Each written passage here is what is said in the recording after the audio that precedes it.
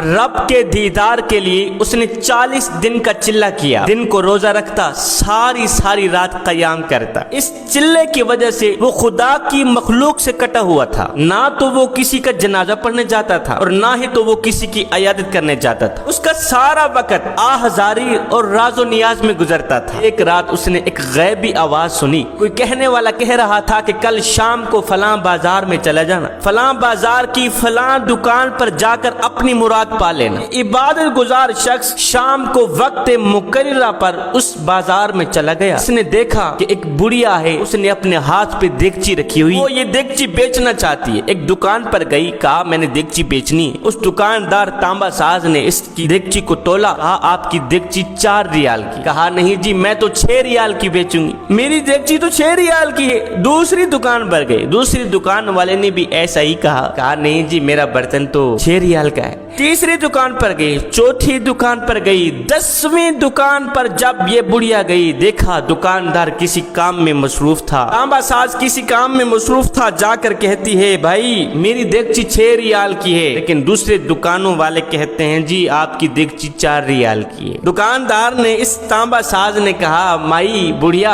आखिर तू अपनी देगची 6 रियाल की ही क्यों बेचना चाहती है? उसने अपनी दिल की बात निकालते हुए कहा, बुढ़िया ने दिल की बात बताते हुए कहा भाई 6 रियाल की बेचने की वजह यह है कि मेरा एक बेटा है जो बहुत ही ज्यादा बीमार है, बहुत ज्यादा बीमार है। हकीम साहब के पास गई दवाई लेने, हकीम साहब ने एक नुस्खा लिख कर दिया है जिसकी कीमत है 6 रियाल, इसलिए मुझे 6 रियाल की अशद जरूरत है। तांबा साज ने कहा कि देगची मेरे हवाले करो, मैं जरा देख लूं। दुकानदार ने देगची देखी, देखभाल करने के बाद कहा बुढ़िया आपकी देगची तो इतनी बड़ी कीमती है कि बहुत ज्यादा, आपकी देगची बहुत ज्यादा उम्दा है, अच्छा इसकी कीमत मेरी दुकान पर तो 25 रियाल है, मैं तो 25 रियाल की ही खरीदूंगा, मैं क्यों किसी का हक मारूं। ये सुनते ही बुढ़िया ने कहा भाई आप मेरा मजाक ना उड़ाएं, आप मुझे 6 रियाल दें, मुझे जाने दें, मुझे जल्दी, मैंने बेटे का इलाज करना। नहीं माई, बुढ़िया मजाक नहीं कर रहा, आपकी देगची वाकई बहुत ज्यादा उम्दा है, कीमती है, लिहाजा अगर मुझे देना चाहती हैं तो मैं तो किसी का हक नहीं मारूंगा, मैं तो तुझे 25 रियाल ही दूं। इस तांबा साज ने, दुकानदार ने बिस्मिल्लाह पढ़ते हुए 25 रियाल उठाए, बुढ़िया के हाथ में थमा। बुढ़िया ने मुस्कुराते हुए दोनों हाथ उठाए, अर्ज की मालिक मेरे भाई के माल जान रोजी रिस्क में बरकतें अता फरमा। दुआएं देती घर की तरफ चली गई।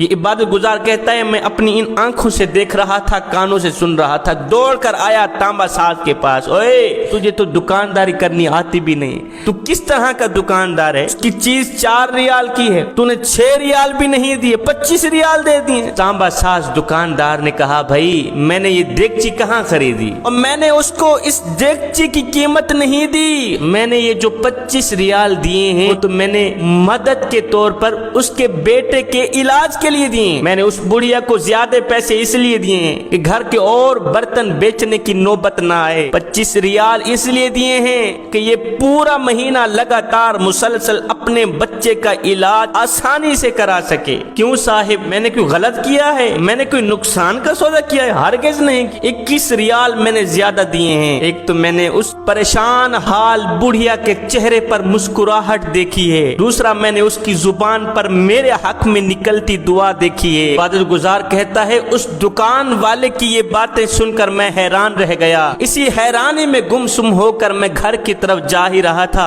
इतने में फिर से गैब से आवाज आई। कोई कहने वाला कह रहा था ओ आबिद, चिल्ला कशी से आज तक किसी को अल्लाह के दीदार का शर्फ नसीब नहीं हुआ। अगर तुम अल्लाह को पाना चाहते हो, अगर तुम अल्लाह का दीदार करना चाहते हो तो फिर 4 काम जल्दी से कर लो। नंबर 1 गिरतों को थाम लो, नंबर 2 गरीबों की मदद करो, नंबर 3 मिस्कीनों को खाना खिलाओ, नंबर 4 जरूरतमंदों की जरूरतों को पूरा करो। जब तुम ये 4 काम करोगे उस वक्त तुम हमारे पास चलकर नहीं आओगे, बल्कि हम खुद चलकर तुम्हारा इस्तकबाल करेंगे।